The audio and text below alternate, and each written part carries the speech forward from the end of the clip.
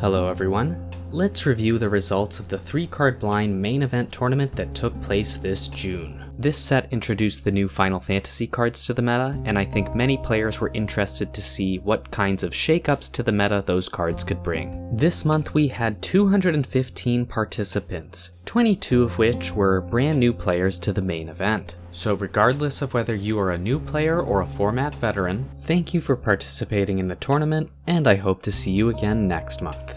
Out of the 215 submissions we received, there were 146 unique decks submitted. If we take the cards in these decks and weigh them by their performance and run them through the Simpsons Diversity Index, we will see that the meta this month was more diverse compared to the month prior. The 3-card blind diversity grade for this month was a B+.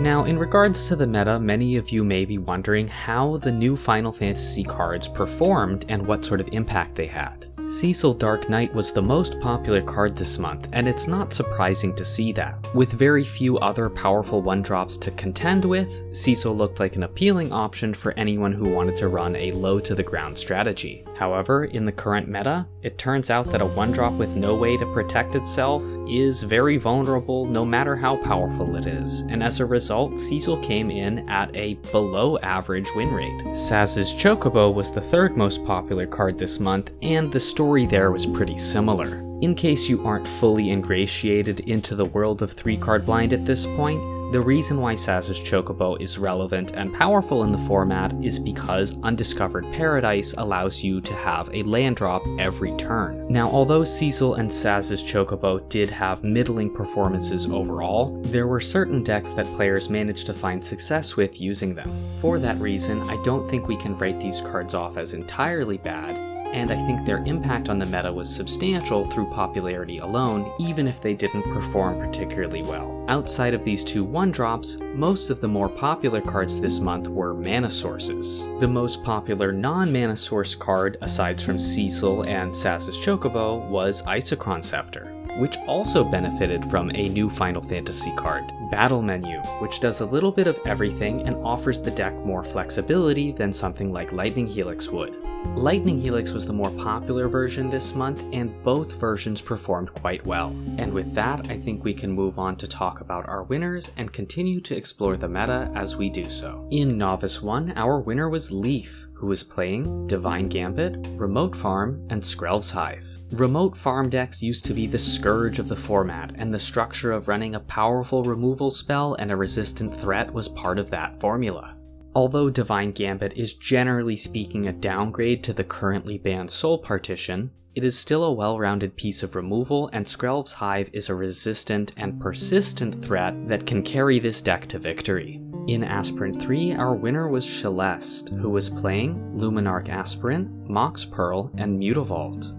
During the brief window that it was unbanned last month, the same deck dominated the format using Inkmoth Nexus instead of Mutavault. Although this Mutavault version is far more tame in comparison, it turns out that Luminarch Aspirant is just a generically very powerful card in the context of 3-card blind. In Aspirant 2, we had a 3-way tie, and Soul Rose was also playing the Luminarch Aspirant Mox Pearl Mutavault deck. The other 2 players tied with Soul Rose were Snivy and Dr. Boo Boo, who were both playing Cecil Dark Knight, Inquisition of Kozilek, and Swamp.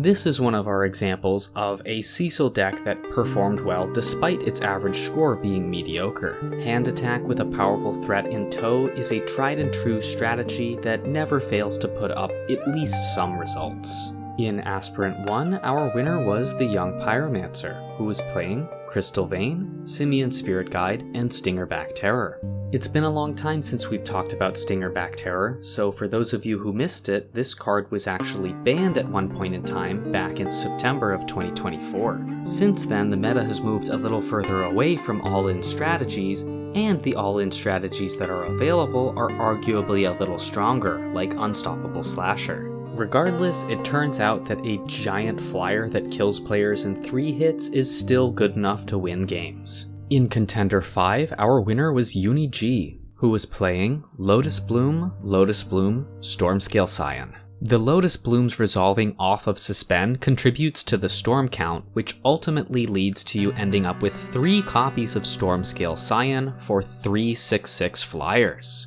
This lets you threaten lethal damage over the next 2 turns while still being able to tank a removal spell or hold up blockers against faster decks. In Contender 4, we had a 4-way tie, and all of these were distinct decks, so we'll have to cover them one by one. The Arctic Fox was playing Fountain of Cho, March of Otherworldly Light, and the Wandering Emperor. In slow enough games where the Wandering Emperor can be deployed uninhibited, it's incredibly hard to fight through its ability to churn out creatures, grow those creatures, and remove potential threats. Against faster decks, March of Otherworldly Light is a great safety net, and in a serious pinch, you can even pitch the Wandering Emperor to discount the cost of March of Otherworldly Light and force a tie. Pinion was playing Hickory Woodlot, Liquimetal Coating, and Outland Liberator. If you could manage to stick both Outland Liberator and Liquimetal Coating on the board and allow Outland Liberator to transform, you can easily blow up your opponent's entire game plan over the course of a couple turns. Hibiscus was playing Garruk Curse Huntsman and 2 Lotus Blooms. Although Stormscale Scion was the best performing Lotus Bloom threat, Lotus Bloom decks performed very well across the board, including with classics like Garruk Cursed Huntsman. And speaking of classics, our final winner in Contender 4, Circle, was playing Sarcomancy, Swamp, and Tel'Gelad Stylus. This 3-card engine that can produce a 2/2 every turn has proven itself successful across many different metas. It's resilient to most forms of disruption and can perform well against fast and slow decks alike. In Contender 3, our winner was Titania Fae Prince, who was also playing Lotus Bloom, Stormscale Scion. As we continue to review the results, it's going to become increasingly more clear that Lotus Bloom, in particular with its combination with Stormscale Scion, was a very strong strategy this month. Our winner in Contender 2 was Reptare, who was playing Karakas, Meddling Mage, and Mox Sapphire. This makes Reptare 2 for 2 in terms of coming first in pods, so they are rapidly climbing the leaderboard as a new player. Meddling Mage is a classic 3-card blind strategy that allowed Reptare to prey on decks that were running single threats or mana sources like Mana Crypt that were particularly vulnerable to the card. And Karakas is a great support card that happened to win some free games against Cecil decks. In Contender 1, our winner was Mine Nick 11, who was playing Divine Gambit, Remote Farm, and Skrelv's Hive. So this oldie but goodie managed to win both a lower elo pod this month as well as a higher elo pod, indicating that it is still a very strong strategy. And in our Exemplar pod, our winner was Drowned, who was also playing the Lotus Bloom Stormscale Scion strategy. This is also the second month in a row that Drowned has managed to come in at the top of our Exemplar pod. But once again, they've been weaseled out of the champion title because they only came in at number 2 on the lifetime leaderboard behind our new champion, Icorn, who came in second in Exemplar using Living Conundrum, Lotus Bloom. So I'd like to congratulate Icorn on claiming the champion title for their 3rd time with an impressive 1877 elo rating. And let's congratulate all of our winners one more time before we move on to discussing the cards that will be included in this month's community ban vote. Let's begin by taking a look at Lotus Bloom, which was one of the more popular cards this month and performed incredibly well, claiming multiple pod wins. And some of you may be thinking that Stormscale Scion might be to blame here, but I want to reveal to you that in Exemplar, the top 4 decks were all playing 2 copies of Lotus Bloom. So even after accounting for the strength of Stormscale Scion, Living Conundrum, Elspeth's Son's Champion, and Garruk Curse Huntsman each performed incredibly well in their own right. At this point, the community will need to decide whether we want to address the common denominator here, which is clearly Lotus Bloom itself. Next up we have Skrelv's Hive, which is a strong and resilient threat that we've seen across many different metas in 3-card blind's history. This is a card that we've seen discussed regularly by the community in the context of what ought to be included on the ban vote, and this is the month where it finally deserves its turn. The card has proven its ability to win multiple pods, and the community now has the opportunity to decide whether this is a format mainstay or if it's gotten a little stale. Next up we have Isochron Scepter, which put up a strong performance this month and was more popular than it typically is. Isochron Scepter has been a consistently strong performer this year, and although it's a very cool deck, I personally feel like we've seen what it has to offer to the format many times at this point.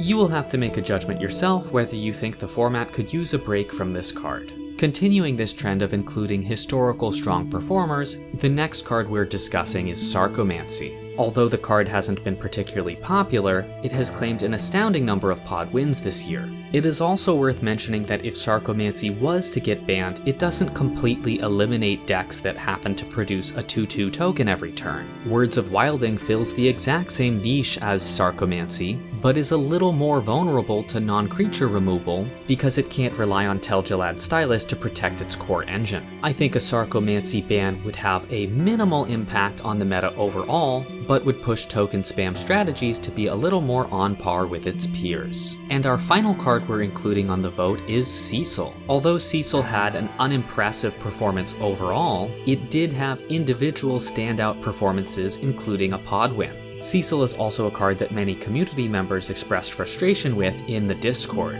And this is a reminder that you can join in on the Game Balance discourse by joining the Discord linked in the description of this video. And that wraps up the cards that will be included on the ban vote for June. And remember, you can participate in the community ban vote by visiting the 3-Card Blind website to cast your vote. Thank you again to those of you who participated in the main event. And thanks for watching, everyone, and see you soon.